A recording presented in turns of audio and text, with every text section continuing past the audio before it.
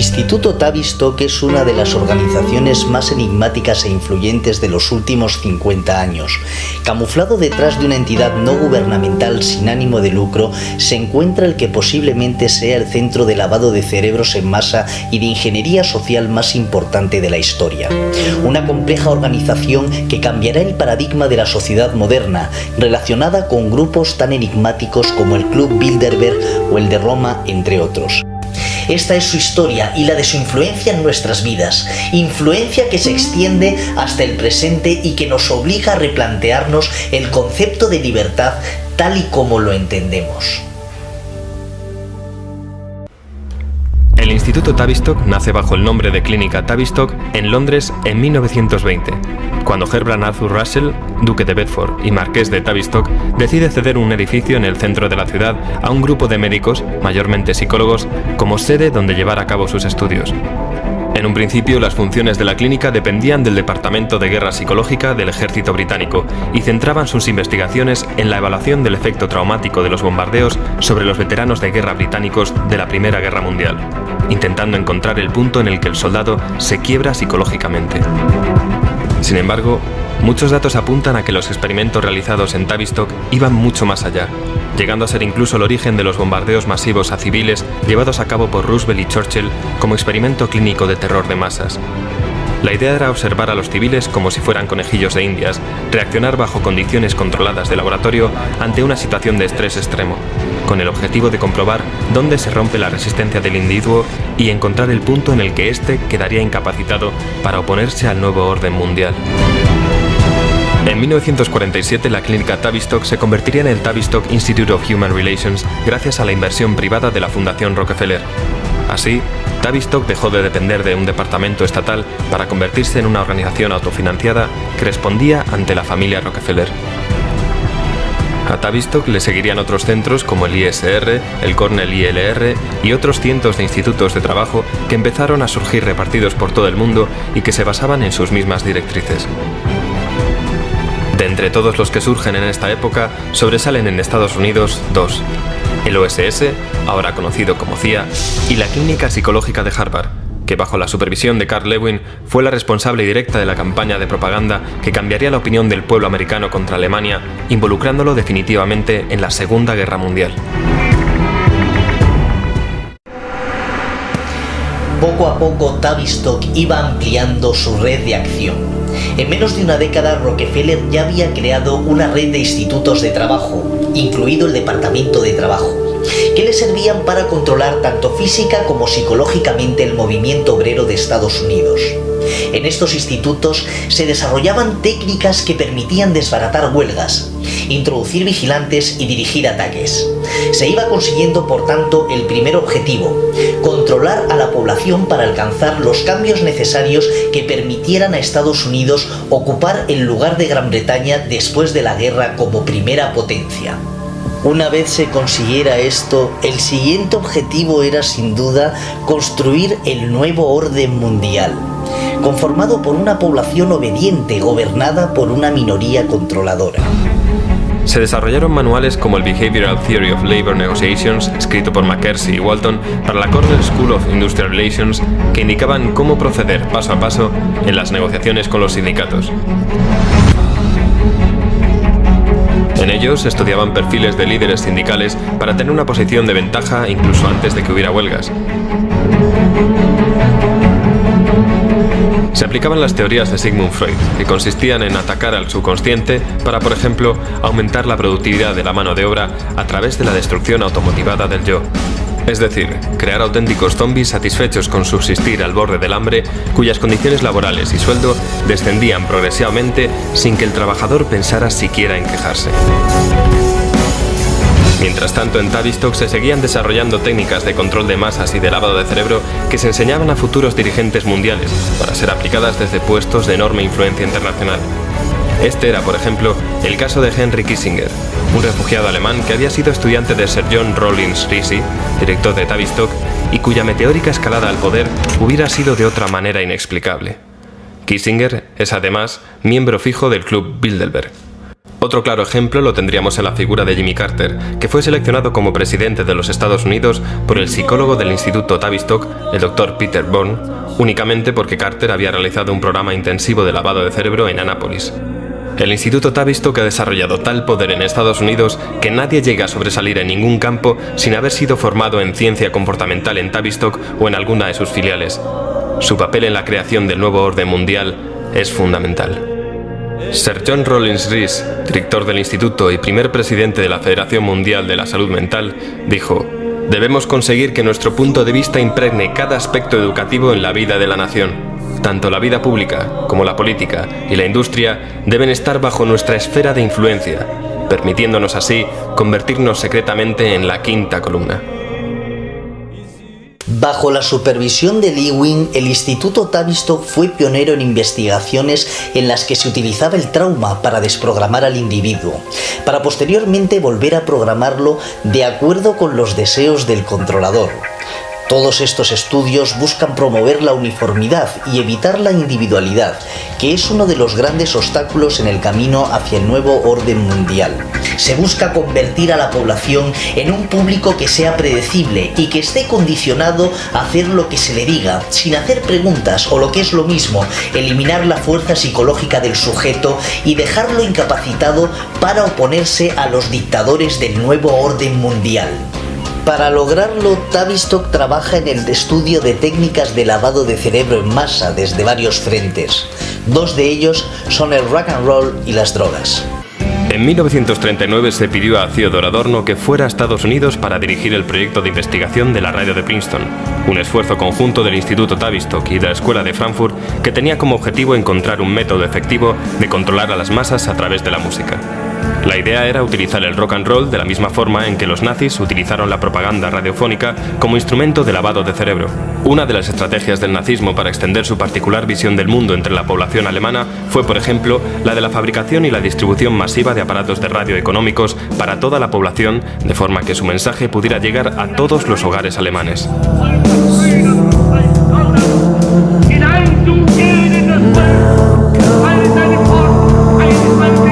Casi simultáneamente, la firma farmacológica suiza Sandoz AG desarrollaba la dietilamida de ácido lisérgico, o LSD, que inspiró la creación en 1953 del programa conocido como MK Ultra por parte de la CIA. El objetivo era desarrollar materiales químicos, biológicos y radiológicos para ser utilizados en operaciones clandestinas y con los que se pudiera controlar o modificar la conducta humana. La CIA creía que el LSD ofrecía la posibilidad de un acceso total a la mente del sujeto y que esto permitía borrar ciertos recuerdos y sustituirlos por información concreta.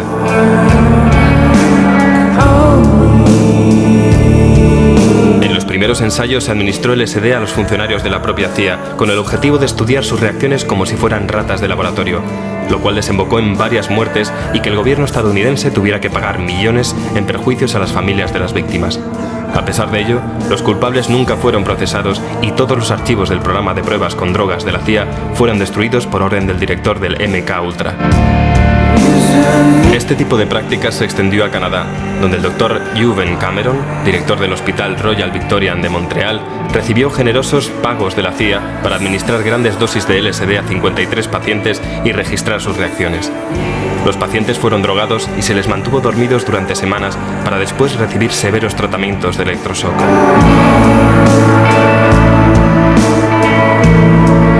Durante una conferencia en la Facultad de Medicina de San Francisco, Huxley, autor de Un Mundo Feliz, dijo: «En la próxima generación, o en la siguiente, habrá un método farmacológico que consiga que las personas adoren su condición de siervas y que permitan una dictadura sin lágrimas, que produzca una especie de campo de concentración indoloro para sociedades enteras, de tal modo que las personas habrán sido despojadas de sus libertades y, sin embargo, estarán contentas de que así sea, porque habrán perdido todo deseo de rebelarse».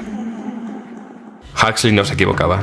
Los estudios con drogas dieron sus frutos y su aplicación real dio origen a lo que se conoció como la contracultura del LSD en los años 60 y que fue acompañada de una revolución de estudiantes que también estaba financiada por la CIA con 25 millones de dólares. Miles de estudiantes universitarios fueron utilizados como conejillos de India sin saberlo.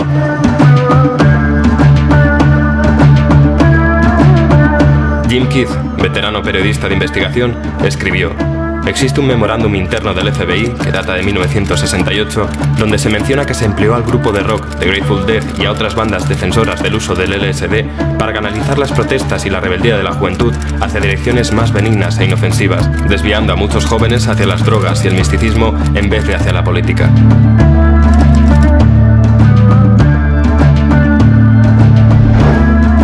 Michael Minicino explica este fenómeno en el ejemplar del invierno de 1992 de la revista Fidelio diciendo: los alucinógenos tienen el singular efecto de convertir a la víctima en un ser asocial, totalmente centrado en sí mismo y preocupado por los objetos.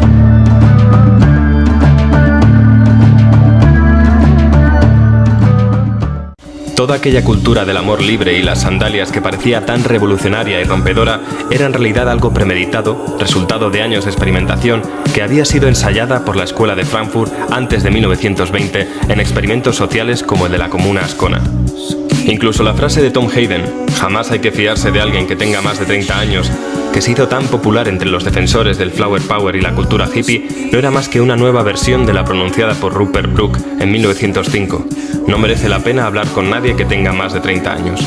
Fue una época oscurecida por la guerra de Vietnam y caracterizada por un descontento general.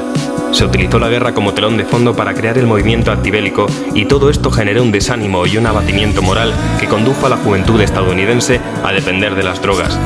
Es decir, la desilusión provocada por la guerra convirtió a quienes protestaban en presas fáciles para aquellos que proponían manipularlos a través de la cultura del LSD.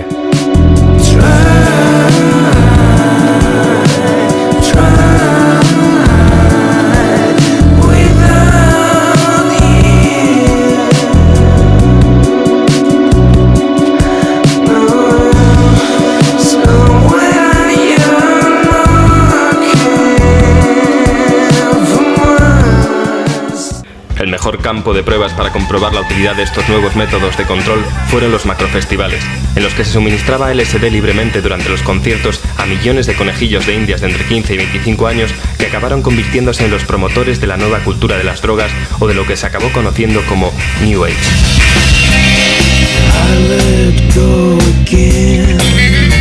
El primero de estos festivales se celebró en 1967 bajo el nombre del Festival Anual e Internacional de Pop de Monterrey y reunió a más de 200.000 jóvenes en el Parque de Atracciones del Condado de Monterrey, en el norte de California, durante 3 días. Fue el ensayo general antes de Woodstock, que se celebraría 2 años después.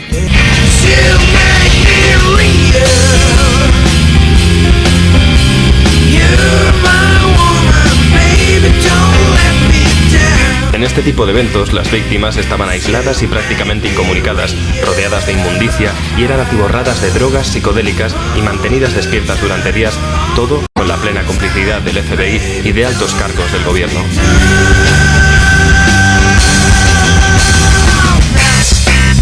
El 17 de agosto, el New York Times publicó lo siguiente: esta noche un empleado del festival ha hecho una advertencia sobre el ácido mal fabricado que se estaba distribuyendo. Ha dicho: now people have been saying that some of the acid is poison. It's not poison. It's just bad acid. It's manufactured poorly. So anybody that thinks they've taken some poison, forget it. And if you feel like experimenting, only take half a tab, okay? Aquel consejo de tomar solo media tableta, que recibieron casi medio millón de personas, lo dio nada menos que Wavy Gravy, un agente de MK Ultra. Las drogas, el sexo, el rock and roll, las manifestaciones masivas que había por todo el país, los hippies, las comunas, los entusiastas de la marihuana, la presidencia de Nixon, la guerra de Vietnam. Todo estaba desgarrando el tejido de la sociedad estadounidense. El mundo antiguo y el nuevo colisionaban frontalmente sin que los hijos de las flores supieran que todo formaba parte de un plan secreto, social y oculto, diseñado por algunas de las mentes más diabólicas del mundo. Escondidos en prestigiosas fundaciones, empresas y centros de investigación que respondían ante la Fundación Rockefeller, estos maestros de las marionetas de la política y de las finanzas se sirvieron de la cultura pop para promover la alienación con el objetivo de interrumpir el desarrollo social. Entre 1965 y 1967 el movimiento psicodélico adquirió un gran impulso y culminó con acontecimientos como Woodstock. Sin embargo, desapareció con la misma rapidez con la que había llegado. El LSD pasó de moda. Jimi Hendrix, Janis Joplin y después Jim Morrison murieron. Timothy Leary prácticamente se desvaneció y Estados Unidos, tras fracasar en Vietnam, entró en los años 70 sumido en una depresión. Pero una vez más Tavistock estaba aguardando, preparado para utilizar esa apatía en beneficio propio. Surgió así lo que se conoce como Guerra Tranquila, la guerra de la tecnología de armas silenciosas. Surge la MTV. La media diaria de exposición a la televisión había subido constantemente desde su aparición, hasta el punto de que a mediados de la década de 1970 era la actividad diaria a la que más tiempo se dedicaba después del sueño y el trabajo, con casi 6 horas al día. La irrupción del aparato de vídeo y las videoconsolas ha aumentado aún más ese tiempo de exposición, de forma que los niños en edad escolar pasan casi tanto tiempo delante de la televisión como durmiendo.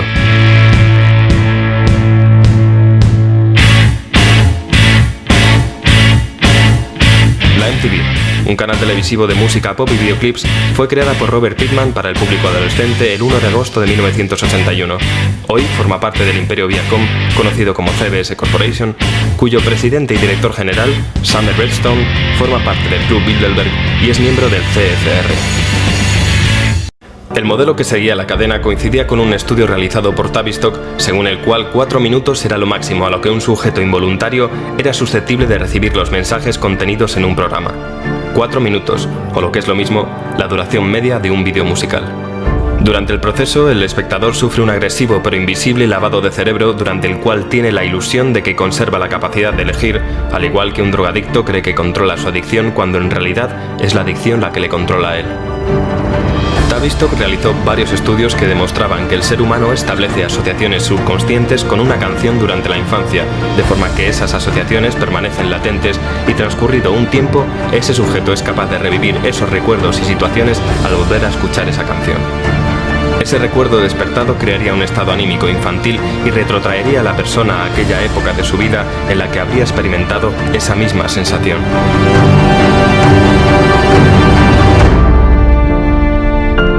Pero ¿cómo puede ser la televisión una droga?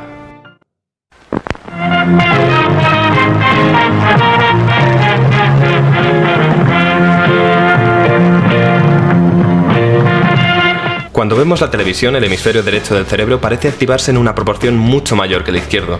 El cruce del hemisferio izquierdo al derecho libera un torrente de betaendorfinas y encefalinas, sustancias clasificadas como endorfinas. Estas se conocen como los opiáceos naturales del organismo debido a que tienen una estructura idéntica a la del opio y sus derivados, morfina, codeína, heroína, etc. En otras palabras, la televisión funciona como un sistema de suministro de drogas de alta tecnología y crea tanta adicción como cualquier otra droga. ¿Cómo? Al mismo tiempo que se liberan endorfinas, las regiones superiores del cerebro, como la zona media y el neocórtex, quedan inactivas y la mayor parte de la actividad se desplaza al sistema límbico, la región inferior del cerebro. Esta zona, también conocida como complejo reptiliano, se limita a reaccionar al entorno utilizando respuestas muy básicas arraigadas en nuestro ADN.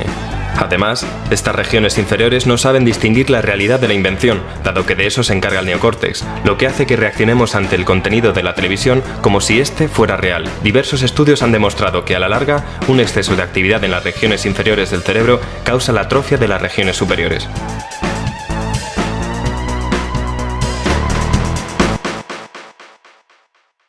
Frederick Emery, uno de los científicos sociales más importantes de su generación y miembro de Tavistock, expuso: la televisión consiste en una señal constante de 50 fotogramas por segundo, cuyo efecto puede definirse en cierta forma como el equivalente tecnológico de un hipnotizador.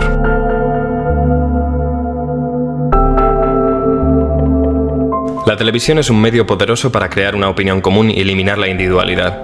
Admitimos lo que vemos en televisión como cierto porque está consensuado y lo asimilamos sin dudar. Un ejemplo serían las imágenes que retransmitieron los noticiarios con reacciones de quema de banderas estadounidenses por parte de la población civil en Oriente Medio tras el 11S, que eran en realidad material de archivo. Otro ejemplo serían las películas de Disney. Algo que muy poca gente sabe es que tanto Walt Disney como su hermano participaron en la producción de películas propagandísticas durante la Segunda Guerra Mundial, supervisadas por el Comité de Moralidad, controlado por Tavistock. En palabras del propio Disney, si todo el mundo pensara y actuara como los niños, nunca tendríamos problemas. Lo malo es que hasta los niños tienen que hacerse mayores.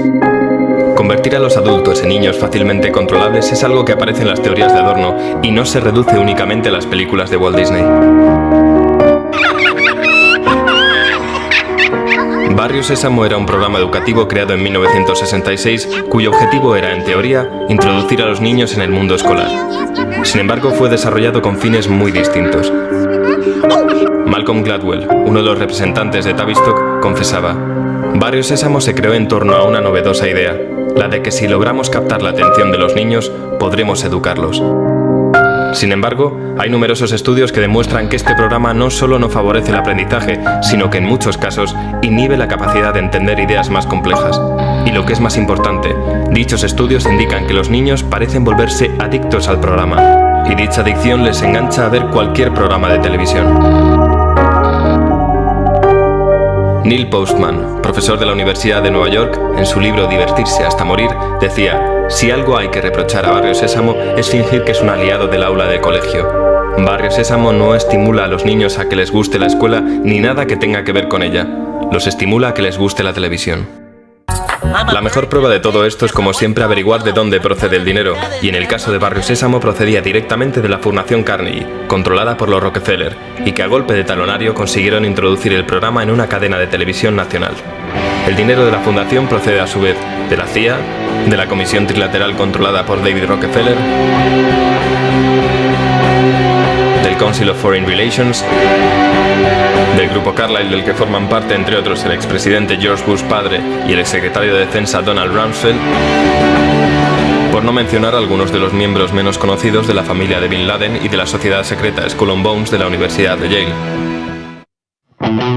Y por supuesto, el área que más posibilidades ofrece es la publicidad, campo de cultivo para tendencias y necesidades creadas a partir de la nada por las grandes empresas. Un claro ejemplo del lavado de cerebro dirigido a adolescentes y niños en general lo constituye la controvertida mascota de Camel, conocida como Joe Camel, y que llegó a ser tan popular que competía incluso con Mickey Mouse en preferencias infantiles. Joe Camel surgió en 1987 cuando la marca buscaba ideas para celebrar su 75 aniversario. Buscando en los archivos apareció una ilustración realizada en 1974 por un artista llamado Billy Colton, y que no era sino la caricatura de Old Joe, el camello que aparece en los paquetes de cigarrillos de la marca desde su creación en 1913.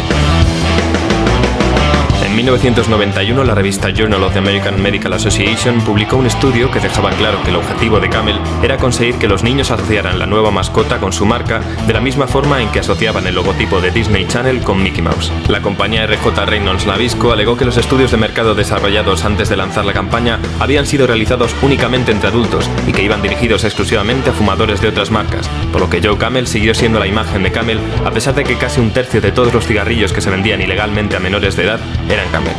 La campaña fue un éxito y consiguió establecer una relación en el subconsciente infantil entre el personaje y la marca.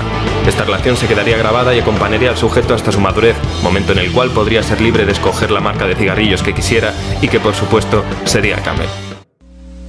We at RJ Reynolds understand that children can be negatively influenced by cigarette advertising, which is why our company has agreed to no longer use the Joe Camel image in our tobacco campaigns.